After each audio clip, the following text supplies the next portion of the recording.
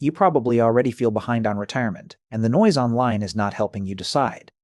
Everyone keeps telling you to max out your 401k like that single move guarantees freedom. Then someone else says the Roth IRA is the secret weapon nobody talks about enough. Then a third voice insists the HSA is actually the most powerful account in America.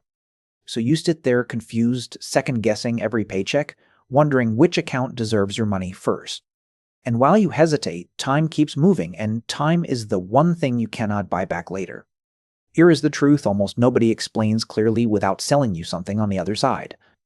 These three accounts are not equal, not interchangeable, and not ranked the same for every single person. Each one solves a different problem, protects a different risk, and rewards a different kind of behavior. If you understand the logic behind them, your money decisions become calmer, sharper, and far less reactive. By the end of this, you will know exactly how to think about each account with confidence. You will stop guessing, stop comparing yourself to coworkers, and start choosing based on your real life. Let me walk you through this the way a calm financial mind would actually think it through. The 401k is the account most Americans meet first, usually through their employer plan. You contribute money before taxes, your employer often matches part of it, and your balance grows tax-deferred. That match is the closest thing to free money you will ever legitimately receive in your working life. If your company matches up to a certain percent, walking away from that match is a quiet financial mistake. It is not greed to take it. It is basic respect for your own future paycheck. But here is where people stop thinking, and that is where the trouble usually begins for them. They assume maxing the 401k is automatically the best move, no matter the situation. It is not always the best move, especially when your investment options inside the plan are limited or expensive. Some plans have high fees hidden in the fund choices, quietly eating returns you never even see. Other plans have decent funds, but no Roth option, which limits your future tax flexibility in retirement. So the 401k is powerful, but it is not magic, and it is not the whole story. Now think about the Roth IRA, an account that works almost in the opposite direction emotionally and mathematically. You contribute money you already paid taxes on, and from that point on, the growth is yours. Qualified withdrawals in retirement come out tax-free, which is a quiet kind of long-term superpower. When you are young, your tax bracket is usually lower, so paying taxes now often costs less. Decades later, when your accounts are large, tax-free withdrawals protect you from whatever future tax rates appear. The Roth IRA also gives you control over your investments, your fees, and your fund quality. You can hold low-cost index funds, dividend funds, or whatever fits your strategy without plan restrictions. But the Roth has limits, and many people learn about those limits a little too late. Contribution limits are modest each year, and high earners may be phased out of direct contributions entirely. So if you only rely on the Roth, you will likely not save enough for a real retirement. It is a precision tool, not the whole toolbox, and treating it as both creates a planning gap. Now let me bring in the account most people underestimate the most, and that is the HSA. The HSA, or Health Savings Account, is technically built for medical expenses, but it does much more.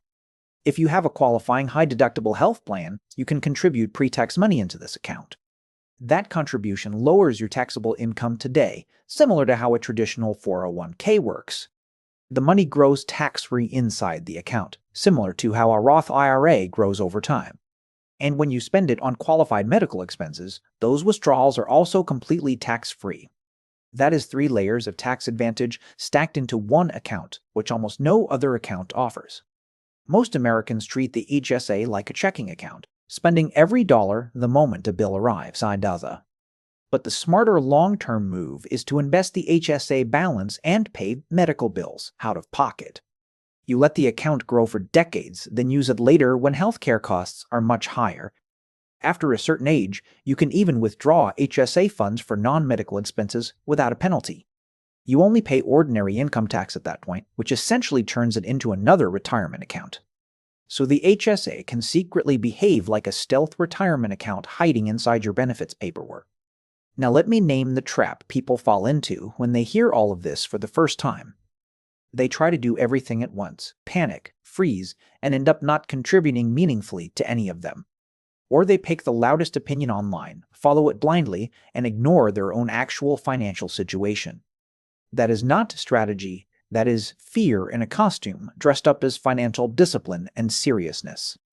Healthy caution looks like understanding the rules and choosing intentionally based on your real numbers. Fear-based caution looks like avoiding the decision entirely because the whole topic feels overwhelming and complicated. You can tell the difference by how you feel afterward, calm and clear, or anxious and stuck. Let me give you a real-life example that probably mirrors something happening in your own household right now. Imagine a worker earning a steady salary, contributing just enough to get the full employer match each year. They feel responsible, they feel disciplined, they tell themselves they are doing the retirement thing properly. But they have never opened a Roth IRA, and they treat the HSA like a medical debit card. 20 years pass, the 401k grows, but every dollar inside is fully taxable in retirement. They have no tax-free bucket, no medical bucket, and no flexibility when withdrawals begin in their 60s. Now imagine a different worker, same salary, same job, same paycheck, but a slightly different decision sequence. They contribute enough to get the full match in the 401k, then they pause. They open a Roth IRA and contribute steadily each year, choosing low-cost index funds inside it. They also fund their HSA, invest the balance, and pay small medical bills out of regular cash flow. 20 years later, they have a taxable bucket, a tax-free bucket, and a triple-advantaged medical bucket. Their income in retirement is more flexible, more controllable, and far less exposed to future tax changes. That is not luck, that is sequencing, and sequencing is something you can absolutely learn and apply. Here is a simple way to think about the order without turning your life into a spreadsheet nightmare. First, contribute to the 401k up to the full employer match, because that is guaranteed return. Second, if you qualify for an HSA, fund it and invest it for long-term growth instead of spending. Third, contribute to a Roth IRA each year for tax-free growth and future tax flexibility you cannot beat. Fourth, if you still have room in your budget, return to the 401k and contribute more. That order is not a law, it is a logic, and logic always beats emotion in long-term planning. Of course, your situation may shift the order, and that is exactly where real thinking becomes valuable. If your 401k has terrible funds and high fees, the Roth IRA may deserve priority sooner. If you have major medical expenses every year, the HSA may need to stay liquid rather than invested. If your income is too high for direct Roth contributions, you may need a backdoor Roth strategy. These are nuances, not excuses, and noticing them is what separates a thoughtful saver from a reactive one. Now, let me decode something deeper about why people struggle with these accounts in the first place. Avoiding retirement accounts often is not laziness, it is shame disguised as procrastination and busy schedules. People feel behind, they feel exposed, they feel like the topic will reveal something painful about their finances. So they avoid logging in, avoid reading the statements, and avoid choosing investments inside the plan. That avoidance feels like peace in the moment, but is actually compounding damage in slow motion. The opposite pattern is also common, where people obsess over optimization and never actually take the first step.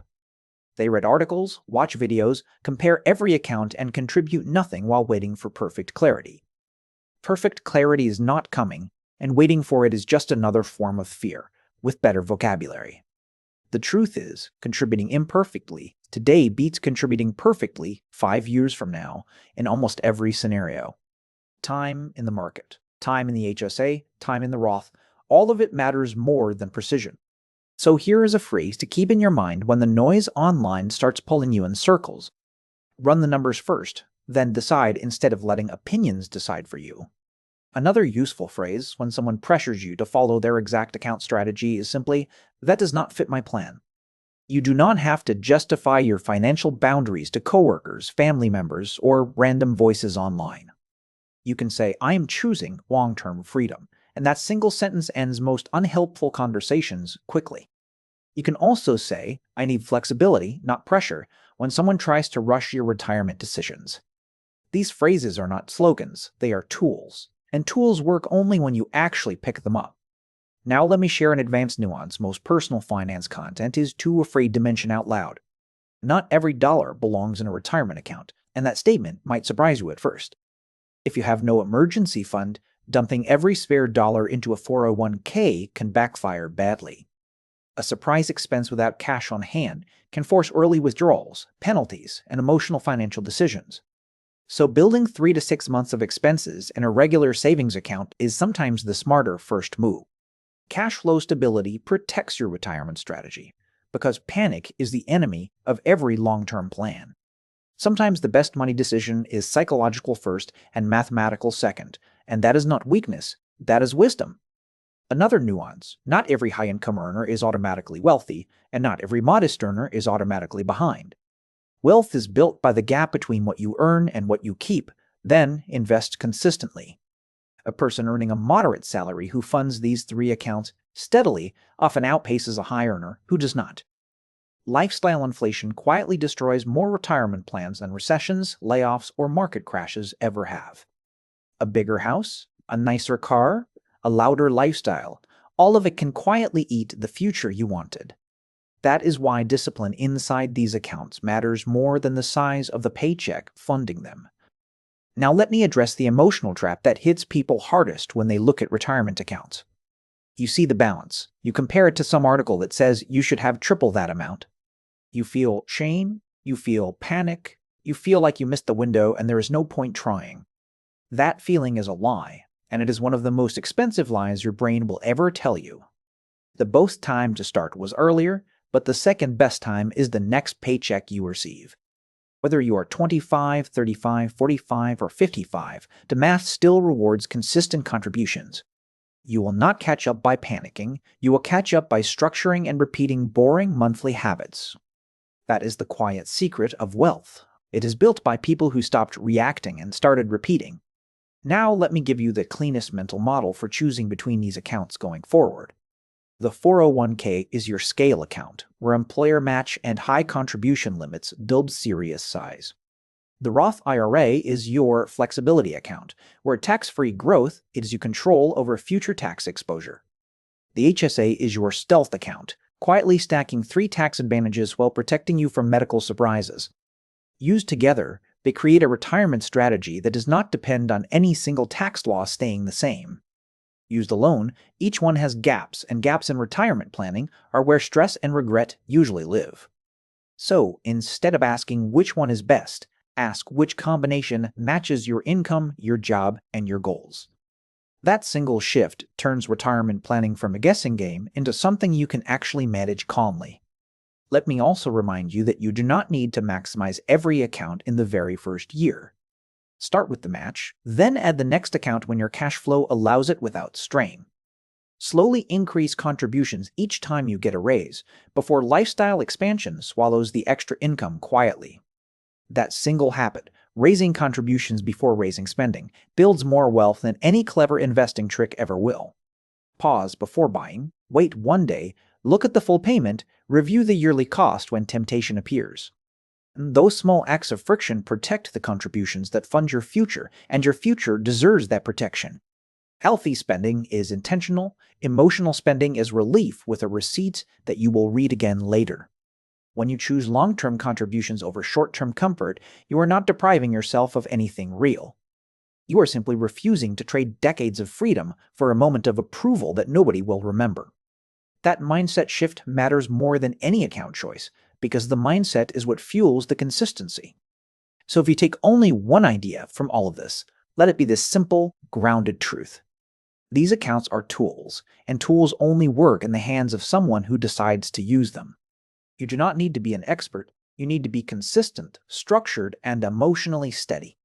You do not need perfect timing, you need a clear sequence and the patience to let it compound.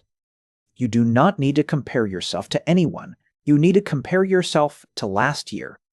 The HSA, the Roth IRA, and the 401k are not competing for your attention. They're waiting for your decision, and your decision is the most powerful financial tool you actually own.